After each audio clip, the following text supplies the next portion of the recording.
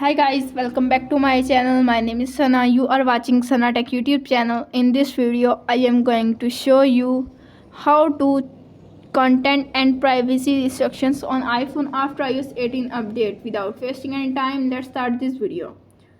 Solution number 1, restart your iPhone. Press the volume up button, press the volume down button and press the power button. When you see Apple logo appears on screen, and release the power button and wait 5 to 10 seconds and restarting your iPhone and problem is fixed. If solution number 1 is not working, now applying the solution number 2. Solution number 2 is check content and privacy restrictions. Tap on setting app. You can see appears on screen. Scroll up. Tap on screen time. You can see scroll up. Tap on content and privacy restrictions.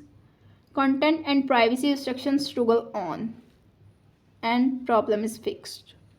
If all solutions are not working on your iPhone, simply contact support.apple.com and fix your problem.